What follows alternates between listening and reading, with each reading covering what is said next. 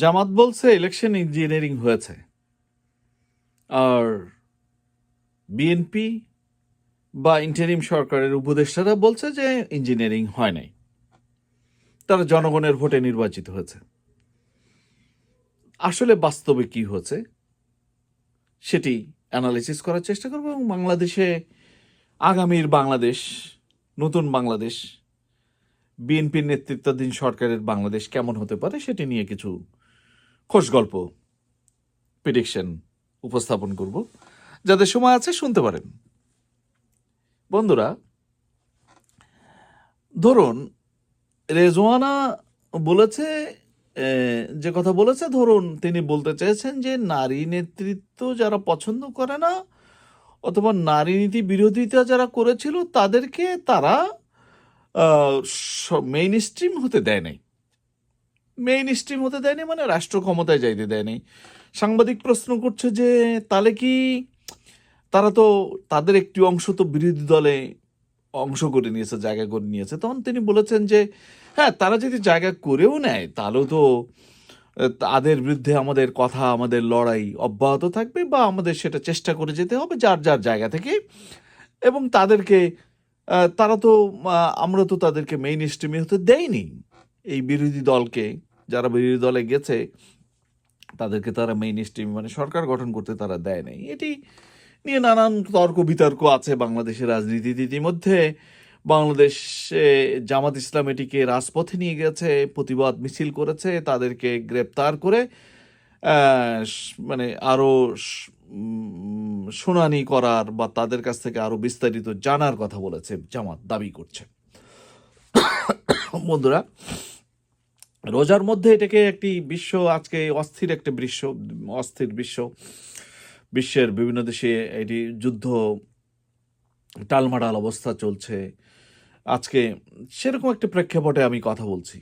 আজকে আলোচনা হচ্ছে যে এটা ধরুন রেজওয়ানা তিনি মনে করুন যে কোনো ইঞ্জিনিয়ারিং করেননি এবং তিনি সুষ্ঠু নিরপেক্ষভাবে ভোট করার জন্য বা বিএনপির পক্ষে কোনো ওকালতি তারা করেনি, বা প্রশাসনকে কোনো ঘষা মাজার কারচুপির নির্বাচন তিনি করতে দেননি, হেল্প করেননি, নিরপেক্ষভাবে ধরুন ভোট হয়েছে।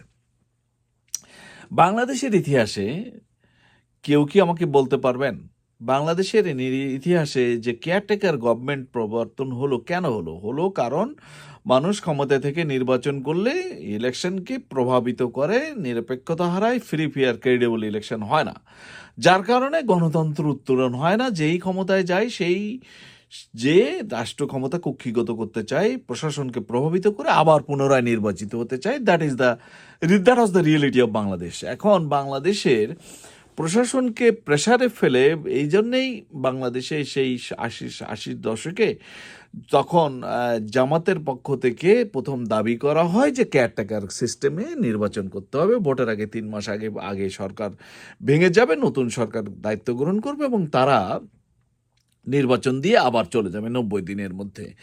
তো সেই কেয়ারটেকার থাকা না থাকা নিয়ে অনেক ইতিহাস, সেইখানে আমি যাচ্ছি না। আমার বেশি কথা হচ্ছে যে বাংলাদেশের ইতিহাসে যে কয়টা বার কেয়ারটেকারের অধীনে, তত্ত্বাবধায়ক সরকারের অধীনে যে কয়বার নির্বাচন হয়েছে, সেই প্রত্যেকটা নির্বাচনে তত্ত্বাবধায়ক সরকারের যারা ছিল তারা কেউই পরবর্তী ইলেকশনটা করে দিয়ে পরবর্তী বিজয়ী দলের সাথে বা যারা সরকার গঠন করেছে তাদের সাথে কখনো কেউই ক্ষমতার অংশীদার হয় নাই।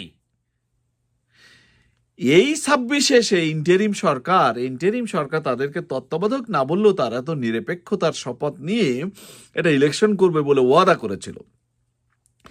সেই সরকারে আমি বলবো যে ইন্টারিম গভর্নমেন্টের যারা উপদেষ্টা ছিলেন তাদের মধ্য থেকে ইতিমধ্যে 2 জন ব্যক্তি বর্তমান সরকারের মন্ত্রী হিসেবে বা প্রতিমন্ত্রী হিসেবে জয়েন করেছে। কে? আসুন দেখি তারা কারা। তাহলে যদি তারা জয়েন করে থাকে, 1 নম্বর হচ্ছে যে খলিলুর রহমান সাহেব, তিনি ইতিমধ্যে বিএনপি সরকারের পররাষ্ট্র বিষয়ক মন্ত্রী হিসেবে দায়িত্ব গ্রহণ করেছেন। আরেকজন মানুষ দায়িত্ব গ্রহণ করেছেন, যেটি নিয়ে তেমন আলোচনা নেই, কিন্তু আমি এটি আলোচনা করতে চাই, এটিও একটি গুরুত্বপূর্ণ বিষয়। তিনি হচ্ছেন ডাক্তার জাহিদুর রহমান। ডাক্তার জাহিদুর রহমানকে তিনি একসময় নাগরিক ঐক্য মাহমুদুর রহমান মান্না সাহেবের দলের মানে জয়েন্ট কনভেনার বা সেক্রেটারি এরকম কোন একটা পোস্টে ছিলেন।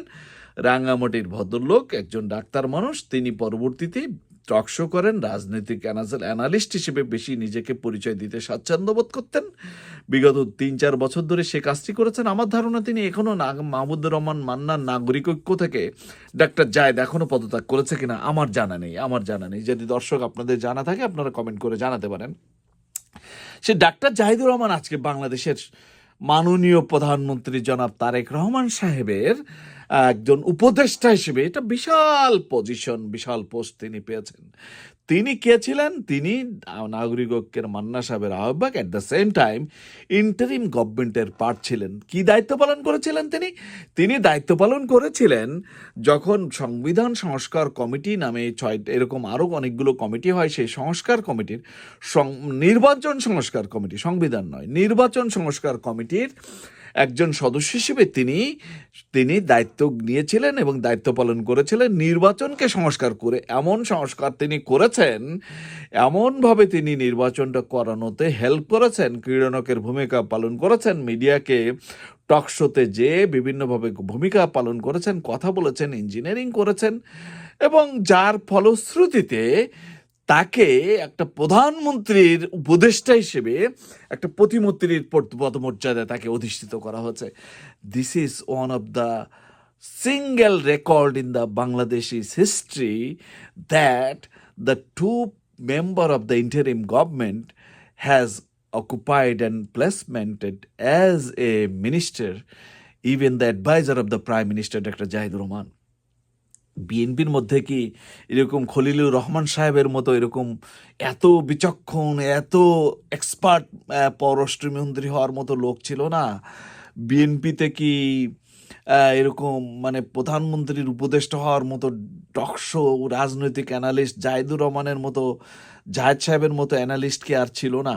তো এগুলো কি প্রমাণ করে? এগুলো সাসপেক্ট হচ্ছে এটা যখন আপনি একটা নিরপেক্ষ নির্বাচনের দাবি করবেন, আবার সেই নিরপেক্ষ সরকার থেকে আপনি কাউকে মন্ত্রী বানাবেন, সেটা প্রুভ করে এটা মানুষের মধ্যে বেনিফিট, এটা ডাউট তৈরি হয়, সন্দেহ তৈরি হয়। আর সেই সন্দেহটা একটা সরকারকে দুর্বল করে। যখন আলোচনা হয় যে নির্বাচন কারচুপি হয়েছে, তসরুপ হয়েছে, ইঞ্জিনিয়ারিং হয়েছে, মানুষ যদি এগুলো বিশ্বাস করে তাহলে সেই সরকারটি দুর্বল সরকারে পরিণত হয়। আর এই দুর্বল সরকার কখনো রাষ্ট্র ভালোভাবে পরিচালনা করতে পারে না। ইন্টারন্যাশনালি তাদের অ্যাকসেপ্টেন্স কমে যায়, জনগণের মধ্যে তাদের গ্রহণযোগ্যতা কমে যায়।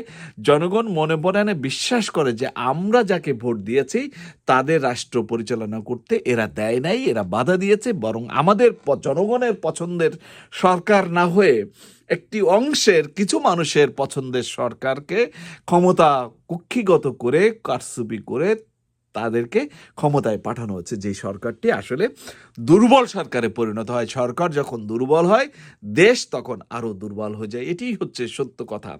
আজকে এই বিষয়গুলোকে সরকারের উচিত অ্যানালিসিস করা। দেখুন, বাংলাদেশের ভাগ্য পরিবর্তন হয় না কেন? কারণ কালো টাকা পেশি শক্তির মালিক যারা, তাদেরকে রাষ্ট্র পরিচালনার দায়িত্ব বারবার মানুষ দেয়। কারণ কালো টাকার মালিকরা ভোটের সময় মানুষের জনমতকে কিনে নেওয়ার চেষ্টা করে, সুবিধাবাদী শ্রেণীদেরকে কিনে নেয়, টাকা দিয়ে, পয়সা দিয়ে, অর্থ দিয়ে প্রলুব্ধ করে প্রশাসনকে নিয়ে এমন একটা মেকানিজম করার চেষ্টা করে। তখন ডিসি সাহেব মনে করে যে আমি যদি এটার বিরোধিতা করি, আমি যদি একটু নরম না হই, আমি যদি তাদেরকে সমর্থন না করি, তাহলে ভোটের পরে আর মাত্র কয়দিন পরে যে ভোট হবে, সেই ভোটে যদি ওই দল ক্ষমতায় চলে আসে, তাহলে আমার মনে হয় আমার চাকরিটাই চলে যেতে পারে। এই যে ভয়, এই যে শঙ্কা, এই যে ভীতির রাজনীতি, যার কারণে প্রশাসন নিরপেক্ষতা হারায়, যার কারণে আজকে বাংলাদেশে ঘষা মাজার ইলেকশন রেজাল্ট আমরা বাংলাদেশে দেখছি, আলোচনা হচ্ছে, সাংবাদিক সম্মেলন হচ্ছে। গভর্নমেন্টের উচিত প্রুভ করা যে এই রেজওয়ানা যে কথা বলেছে তার সত্যতা প্রমাণ করা এবং তার কাছ থেকে জানতে চেষ্টা করা এবং তার স্টেটমেন্ট জানার চেষ্টা করা। জামাতকে কোন মেকানিজমে, তিনি বললাম যে তিনি জামাতকে মিন করেননি, মনে করেন নারী বিদ্বেষীদেরকে মিন করেছে। তাহলে সেই নারী বিদ্বেষীরা কারা? যে শক্তি ইতিমধ্যে বিরোধী শক্তির সাথে আছে, কারা? তারা তো উলামা লীগ হবে। নাকি ওই যে জমিয়াতে উলামা বিএনপির সাথে ঐক্য করেছিল, তারা তো কেউ এখনো মনে হয় কেউ তো আর জেতে নাই ইলেকশনে, তাহলে তারা তো আর নারী বিদ্বেষী বা নারী নীতির বিরোধিতা করার লোক না, তাহলে কারা যে এই বিরোধী ক্ষমতায় গেল, যাদেরকে তারা মেইন স্ট্রিমে যেতে দেয়নি? কাকে মেইন স্ট্রিমে তিনি যেতে দেননি? তিনি মেইন স্ট্রিমে জামাতকে যেতে দেয়নি, বুঝলাম, তাহলে মেইন স্ট্রিমে কাকে যেতে দেয়নি তিনি? তাহলে যাতে দেয়নি হয়তো কি সেই সেই ব্যক্তি গোষ্ঠীটা কারা? এই বক্তব্যটা তার ব্যাখ্যা করা উচিত, কারণ একটি সরকারকে ইউনূস সাহেব যতটা আন্তরিকতার সাথে চেষ্টা করে একটা যুদ্ধ বিধ্বস্ত বলবো, একটা ভেঙে পড়া অর্থনীতিকে ফিরিয়ে এনে একটা নিরপেক্ষ নির্বাচন দিয়ে দেশকে একটি হাইওয়েতে উঠানোর চেষ্টা করেছিলেন, সেই সেই যে চেষ্টা, সেই যে ত্যাগ, সেই ত্যাগকে এই রেজওয়ানা হাসান এবং এই খলিলুর রহমান এবং এই যে ডাক্তার জাহেদুর রহমানরা যে প্রশ্নবিদ্ধ করে ফেললো, এটি তাদের পক্ষ থেকে আমার মনে হয় এটির ব্যাখ্যা উপস্থাপন করা উচিত। এবং জামাতের উচিত, যেহেতু বাংলাদেশ গভর্নমেন্ট এটি নিরপেক্ষ তদন্ত করবে বলে মনে হয় না, কারণ কেউই নিরপেক্ষ পজিশনে থাকতে পারে না, তারা হায়ারিং এবং ফায়ারিং অথরিটি তার রাষ্ট্রের হাতে থাকার কারণেই কোনো সরকার যখন ক্ষমতা গঠন করে তখন প্রশাসন আসলে তাদের মুখী হয়ে যেতে হয়, তারা নিরপেক্ষ তদন্ত করতে পারে না। এজন্য আমার মনে হয় জামাত ইসলাম এই রেজওয়ানার এই বক্তব্য এবং তাদের কাছে যে ডকুমেন্টস রয়েছে, 53টি আসনে যে ইঞ্জিনিয়ারিং হয়েছে বলে জামাত যেখানে ঘষা মাজার নির্বাচনগুলো যে কমপ্লেন করেছে, সেই কমপ্লেনের টোটাল এভিডেন্সগুলোকে সামনে নিয়ে তারা ইন্টারন্যাশনালি তারা এটি তদন্ত করার জন্য আন্তর্জাতিক সংস্থার কাছে তারা আপিল করতে পারে, যার মাধ্যমে একটি রেকর্ড তৈরি হতে পারে এবং তারা একটা এভিডেন্স তৈরি করতে পারে, যেটি তাদের আগামী দিনে রাজনীতি করার একটি নতুন গতিপথ, একটি নতুন পরিবর্তনের যে স্বপ্ন জনগণ দেখে, দুর্নীতিমুক্ত, শোষণমুক্ত, বৈষম্যমুক্ত একটি নতুন বাংলাদেশ যে স্বপ্ন জুলাই বিপ্লবে জনগণ দেখেছিল, সেই স্বপ্ন বাস্তবায়ন হওয়ার আগ পর্যন্ত বাংলাদেশে তাদের এই চেষ্টা হয়তো অব্যাহত থাকবে, সেই আশাবাদ ব্যক্ত করে আজকের বক্তব্য এখানে শেষ করছি। ভালো থাকবেন সবাই।